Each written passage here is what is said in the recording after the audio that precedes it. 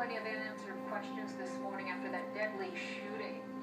5 people are dead, including 2 Metro police officers, after a crime spree in the eastern part of town. It started around 11:30 yesterday when a man and a woman walked into CC's Pizza and shot 2 police officers. They've been identified as 41-year-old Alan Beck and 31-year-old Igor Salta. 6:30 on this Monday. Good morning. Thanks for tuning in. I'm Kirsten Joyce. And I'm Aaron Drollhorn. Brian Loftus has the day off. Flags are flying at half-staff around the valley this morning to honor those police officers and another woman who was shot and killed by the suspects at a nearby Walmart. The 2 shooters then killed themselves inside the Superstore near Stewart and Nellis. Karen Castro is live where everything occurred. She has the very latest for us at this hour. Good morning, Karen. Kirsten, Aaron, good morning. Well, police have not identified those 2 suspects in this deadly shooting. However, they did search what is believed to be their apartment last night and well into this morning. It is unclear at this time what evidence they were able to gather from it.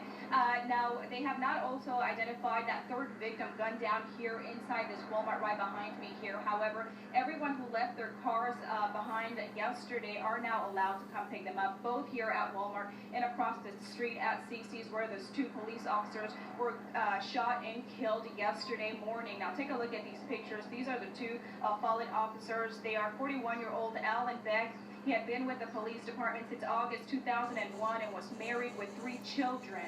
The second officer was 31-year-old Igor Soldo. He had been with the force since April 2006 and was married with a baby. Their fellow officers are still coping with their loss.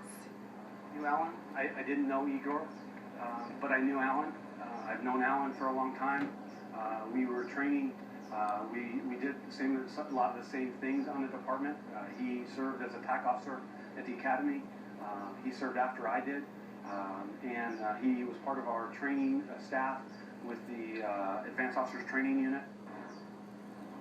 Now, the rampage started just before 11:30 Sunday morning. Police say a man and a woman walked into a CC's Pizza parlor and shot the officers at point-blank range. Witnesses say the duo then grabbed the officers' ammunition and weapons and yelled out, "This is a revolution." They then crossed the street and walked into a Walmart where they shot a woman. Metro says they ran back to the back of the store, that is, where they then killed themselves in what police are calling a suicide pact. Now, at this time, police still investigating a motive for this deadly shooting. Meanwhile, the community coming together later this evening to honor all the victims in this shooting. A candlelight vigil will be held at 6 p.m. this evening. We have all those details on our website, 8newsnow.com. Just use the keyword vigil. And Kirsten and Aaron, Metro is expected to hold a press conference at 10 o'clock this morning. And, of course, we'll be following all those developments very closely throughout the rest of the day.